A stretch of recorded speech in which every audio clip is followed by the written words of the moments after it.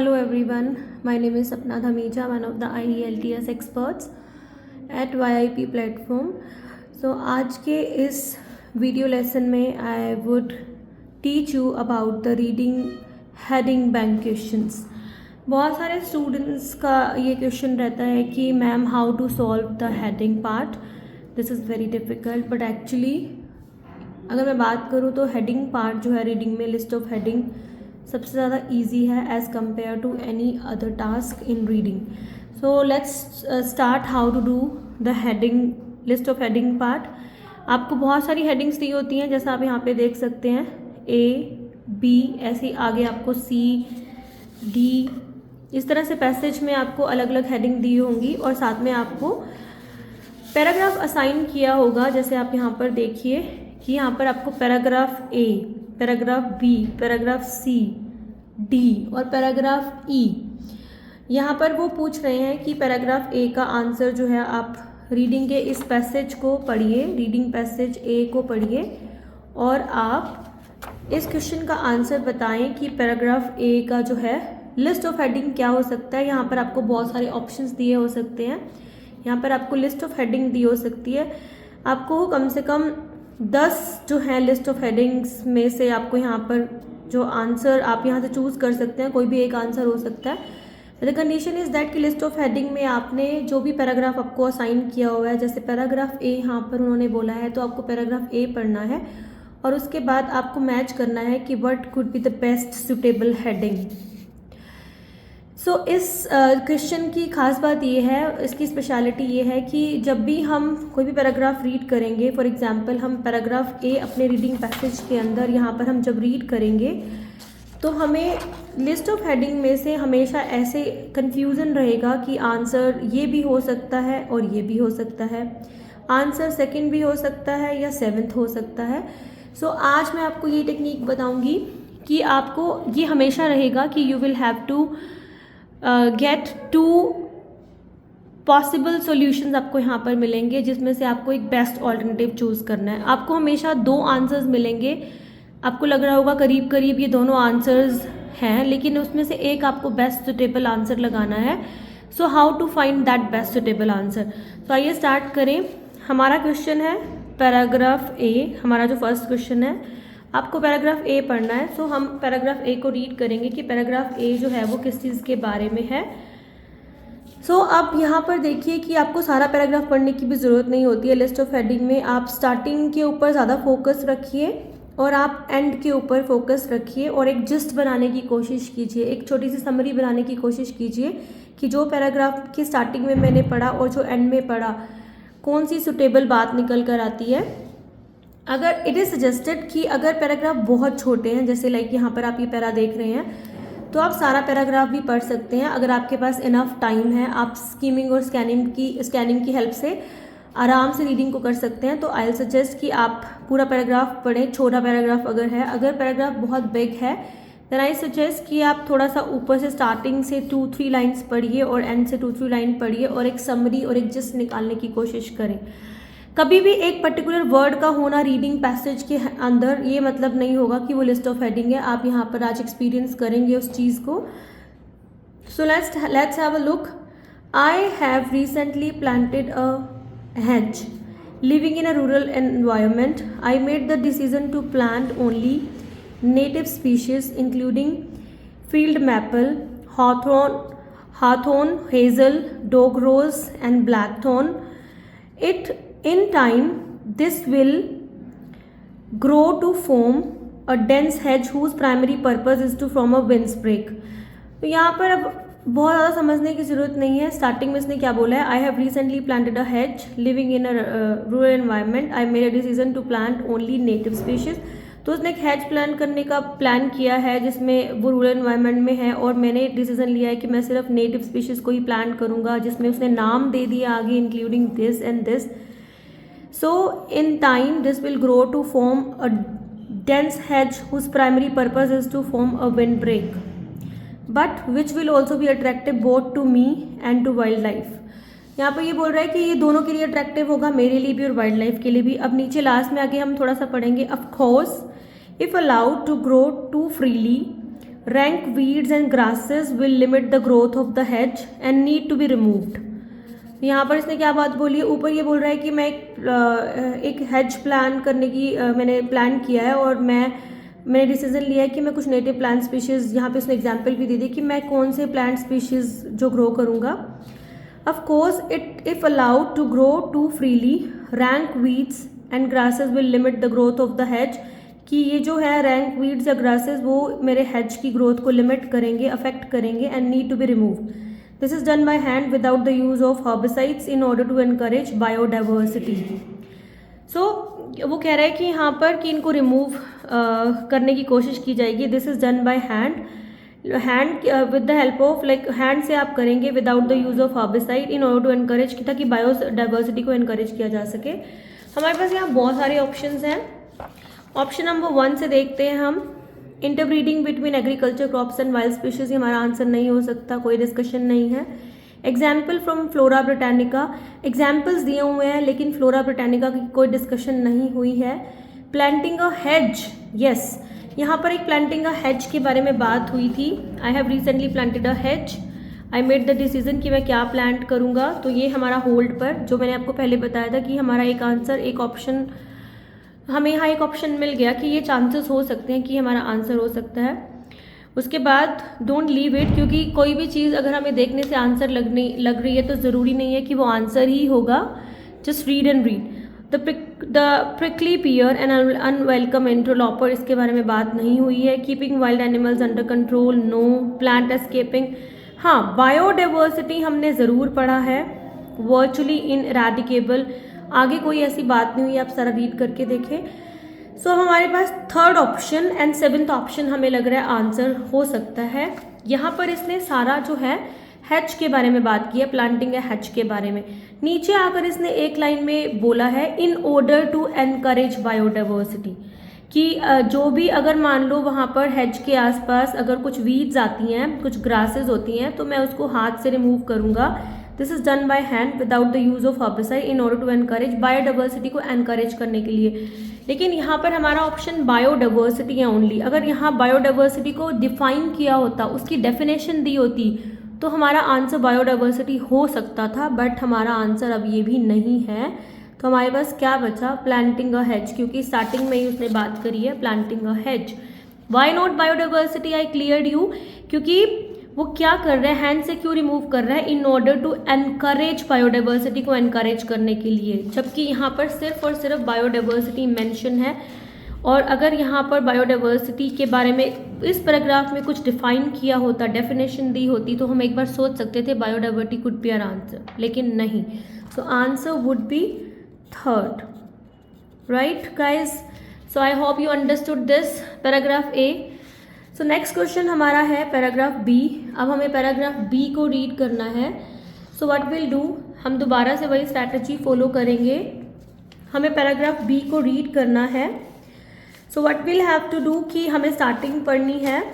But it is not only native species that have found a foothold in the new growing environment, a number of garden plants of non-native origin was also established themselves. Some have come via wind-blown seeds, some through bird droppings, while others have arrived through human agency stuck to the sole of boots or as dormant seeds. Like यहाँ पर not only the native species, यहाँ पर इसने बोला है it is not only the native species that have found a foothold in the new growing environment. A number of garden plants origin have also established themselves. Some have come via wind blown seeds, some through bird droppings. So अब यहाँ पर क्या बात की हुई है, just understand it, कि सिर्फ नेटिव स्पीशीज ही नहीं जिन्होंने फुट होल्ड क्रिएट किया. फुट होल्ड मतलब सिक्योर पोजीशन, ताकि हम कुछ भी जो है फर्दर जो ग्रो कर सकता है, कुछ foot hold secure position from which further may be growth. The new growing environment, a number of garden plants of non-native origin have also established, कि वहाँ पर number of garden plants non-native origin भी establish हो गए हैं. Some have come via wind blown seeds, some through birds dropping, while others, यानी कि कुछ वहाँ पर ग्रो हो रहा है, वो कैसे आ रहा है, कुछ बर्ड्स ने ड्रॉप किया या फिर कोई चीज़ जो है वो ह्यूमन एजेंसी के थ्रू आई या फिर कुछ हवा से चलकर आई। लास्ट में हम आकर पढ़ेंगे, इवन हमें सारा ही पढ़ लेना चाहिए, this include Lychnis coronaria and Echinops ritro and Brunera macrophylla, all valued garden plants but looking rather out of a place in a natural setting. Such intruders are called garden escapes. तो intruders, garden escapes, and it is not only in my garden and they are escaping from. तो यहाँ पर इसने बताया है कि कुछ ऐसी चीज़ें हैं, नंबर ऑफ गार्डन प्लांट्स में कुछ ऐसी चीज़ें हैं जो अपने आप एस्टेब्लिश हुई हैं, कुछ जो है वो हवा के थ्रू आई, कुछ जो है वो बर्ड्स ने ड्रॉप किया और कुछ चीज़ें जो है ह्यूमन एजेंसी के through stuck to the soles of boots, human stuck to the, कुछ बूट्स में, बूट्स के जो सोल्स में स्टक होकर, और कुछ डोरमेट सीड्स एम्बेडेड और कुछ डोरमेट्स के साथ गार्डन के कंपोस्ट में आई। तो इसने यहाँ पर बताया कि अब हमें क्या करना है।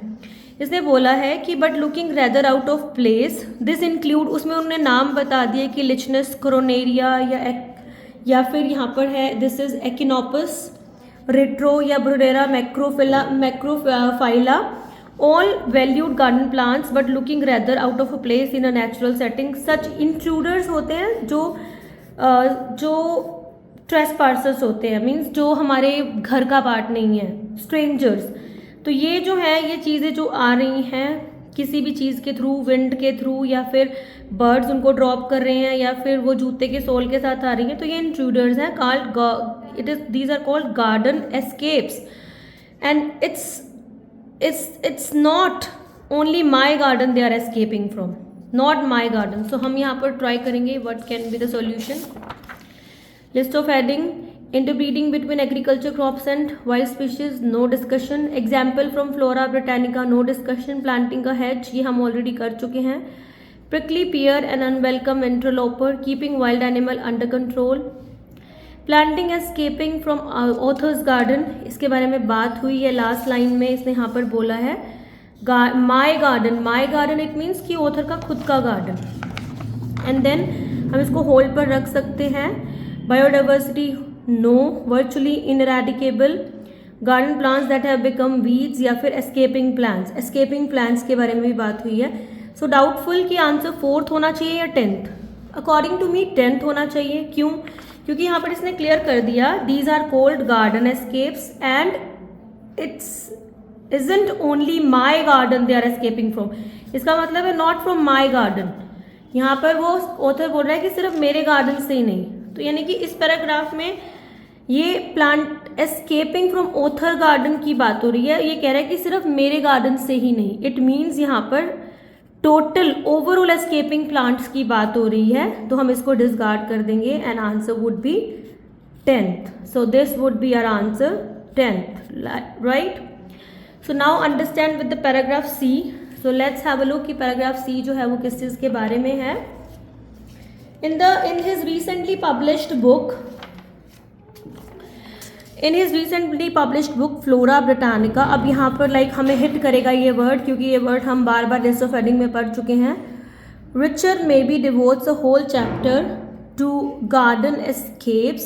Many of these are relatively recent introductions, such as Indian balsam, which was first brought to Britain from Himalayas in 1829, and another one is Fuchsia maglanica, which arrived about the same time. So यहाँ पर बहुत ही clear है, इसने जो है ऊपर book के बारे में बात करी है और बुक से रिलेटेड करते हुए इसने यहाँ पर उसके 2 एग्जाम्पल भी दिए हैं, इंडियन बाल्सम एंड दूसरा जो है इसने यहाँ पर एग्जाम्पल दिया है Fuchsia magellanica, which arrived about the same time. Both of these grow wild in Britain now. आगे उन्हीं को इसने डिफाइन किया है इस पैराग्राफ के अंदर। सो यहाँ पर तो हमें आगे कुछ पढ़ने की ज़रूरत नहीं है, वेरी मच क्लियर, क्योंकि इतना हम पढ़ चुके हैं लिस्ट ऑफ हेडिंग्स को। तो हमें एकदम से हिट करेगा what could be our answer. So आप गैस कर सकते हैं option number 1, option number 2, yes definitely examples from the Flora Britannica. इसने यहाँ से एग्जाम्पल्स लिए हैं और वो 2 एग्जाम्पल्स के इसने नाम भी हमें बता रखे हैं many of these are relatively recent introduction such as, पहला एग्जाम्पल इंडियन बॉल्सम का और दूसरा एग्जाम्पल जो है वो फ्यूशिया मैगलेनिका का एग्जाम्पल दिया हुआ है। सो हमारा आंसर जो है क्या होना चाहिए यहाँ पर, examples from flora Britannica. This could be our answer, answer second. इसमें आपको बहुत ज़्यादा आगे पढ़ने की भी नीड नहीं है। So like make a habit कि आपको करना कैसे रीडिंग पैसेज। नेक्स्ट हमारा है passage number D. So let's see कि पैसेज नंबर डी जो है वो किस चीज़ के बारे में है। सो other vigorous aliens introduced as garden plants are now regarded as pernicious weeds. Pernicious it means कि harmful, कि जो दूसरे जो है एलियंस इंट्रोड्यूस हो रहे हैं एज गार्डन प्लांट्स उनको वो हार्मफुल वीड्स बोल रहा है। One such is Japanese knotweed probably introduce into Victorian garden in 1840s। Its root system extend rapidly. यहाँ पे अब ये जापानीज नॉटवीड के बारे में बात हो रही है कि its root system and it is able to regenerate from the smallest fragment of root. It forms dense thicket reaching 1.5 meters in height under which no other plants can grow and little animal and insect life can be supposed. It spread from London in early 1900 and by 1960 was reported in every country. तो यहाँ पर बात start कहाँ से की थी इसने, एक विगरस एलियन के बारे में बात की है जो एज ए गार्डन प्लांट की तरह इंट्रोड्यूस हुआ है। उसको अब हम क्या मानते हैं, एक परनीशियस वीड, एक हार्मफुल वीड है। यानी कि हम किसके ऊपर फोकस कर रहा है, ये हार्मफुल वीड्स के ऊपर, हार्मफुल वीड्स। और उसने एक एग्जाम्पल बताया, one such is Japanese knotweed. आगे उसने स्टोरी बताई है कि ये कैसे रैपिडली ग्रो करा 1.5 metre in height under which no other plants can grow and little animal and insect life can be suppose. ये लंदन से स्प्रेड हुआ अर्ली 1900 में and by the early 1960 was reported in every country. So आगे इसने क्या बोला है, of mainland Britain. तो बस हम इतना ही इसको रीड करेंगे, उसके बाद हम इसको थोड़ा सा कनेक्ट करेंगे लास्ट लाइनों से। It too is invasive and its sap is also poisonous, causing severe skin irritation and blistering, especially when activated by ultraviolet rays of bright sunlight. Children are particularly at risk as the thick hollow stems and broad fan-like leaves lend themselves in a variety of games. सो यहाँ पर इसने बात जो start करी है paragraph D की बात की जो स्टार्टिंग करी है, उसने बोला है कि कुछ ऐसे एलियन भी इंट्रोड्यूस हुए हैं जिनको वो परनीशियस वीड्स के बारे में बोल रहा है। उसने एग्जाम्पल लिया कि कैसे कैसे वो ग्रो करी, और इसने यहाँ नीचे बताया कि बार बार ये इस पूरे पैराग्राफ को अगर आप रीड करेंगे तो बार बार जो है ये इसी के बारे में बात कर रहा होगा। देखिए यहाँ पर आपको ये देखने से लग सकता है it is virtually in eradicable word दिया हुआ है एंड यहाँ पर अनवेलकम इंट्रूडर भी दिया हुआ है। तो कुछ स्टूडेंट तो हो सकता है आंसर जो है वो ये लगा कर बैठ जाएंगे कि यहाँ पर वर्चुअली इरेडिकेबल है तो ये आंसर हो सकता है, या फिर यहाँ पर एक अनवेलकम इंटरलॉपर के बारे में बात हुई है तो अनवेलकम इंट्रूडर के बारे में बात हुई है, लेकिन यहाँ पर अनवेलकम इंटरलॉपर। तो कुछ स्टूडेंट तो इस आंसर को या तो यहाँ से पिक कर सकते हैं फोर्थ, या फिर कुछ लोग जो हैं वो एट्थ को भी अपना आंसर बना सकते हैं, बट ये गलत है अगर आप ऐसा कर रहे हैं, क्योंकि ये सिर्फ इन्होंने उस एक पर्टिकुलर वीड के बारे में बताया है कि वर्चुअली इनइरेडिकेबल है, इसको इरेडिकेट नहीं किया जा सकता, and now a serious paste in part of south west England. ये सिर्फ उसके बारे में बताया जा रहा है, ये लीड कर रहा है सिर्फ उस वीड्स के बारे में, उस पर्टिकुलर वीड के बारे में जो हमने अभी यहाँ पर रीड किया है। स्टार्टिंग में हमने रीड किया है जापानीज नोटवीड, ये सारी नोटवीड के बारे में इंफॉर्मेशन दी हुई है। Its root system extend rapidly enable to regenerate from smallest, और वो कहाँ से ग्रो कर रहा है, it spread from London early 1900। सो ये जापानीज नोटवीड के बारे में बताया जा रहा है। तो इसका मतलब तो हमारा आंसर जो है ये बिल्कुल भी क्लियर नहीं होता इससे हमारा आंसर कि भी ये जो है यहाँ पर इन्होंने वर्चुअली इनइरेडिकेबल, वो तो एक वीड के बारे में बात हो रही है। तो हमारा आंसर हम रीड ट्राई करेंगे इंटरब्रीडिंग बिटवीन एग्रीकल्चर क्रॉप्स नहीं हो सकता. Example from flora Britannica, no. Planting a hedge, prickly pear and unwelcome interloper. यहाँ पर प्रिकली पियर दिया हुआ है, जबकि हमें जो हमारे क्वेश्चन के अंदर हमारा जो स्टार्टिंग था जिसके जो अनवेलकम इंट्रूडर है वो है जापानीज नोटविड. तो ये तो क्लियर हो गया कि ये भी हमारा आंसर नहीं हो सकता. Keeping wild under control, wild animals, plant escaping from author's garden, biodiversity, virtually ineradicable. Virtually ineradicable क्यों नहीं है? क्योंकि वो सभी वो कुछ वीड्स के बारे में बात कर रहा है, वीड्स के बारे में. Garden plants that have become weeds. Yes, this can be our answer. यहाँ हमें 3 ऑप्शन मिले, 4th, 8th और 9th. सो हमारा जो है 4th भी डिस्कार्ड हो गया, 8th भी डिस्कार्ड हो गया and 9th could be answer. Garden plants that have become weeds, ऐसे प्लांट्स जो वीड बन चुके हैं.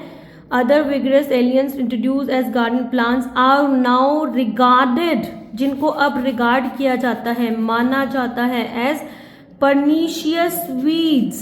तो आपको समझ आ गया पहली ही लाइन से क्यों हमने इसे कनेक्ट कर दिया. वेरी फर्स्ट लाइन में ही हमारा आंसर हमें मिल गया. आई एम टेलिंग यू कि ये आंसर क्यों नहीं है और दूसरा आंसर क्यों है. Just understand this. अगर आपको ये डिफरेंस समझ आ गया तो reading would be very much easy for you guys.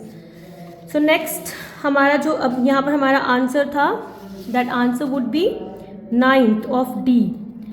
Let's understand last question, paragraph E. हमें पैराग्राफ ई को रीड करना है. So what about paragraph E part. E किसके बारे में है?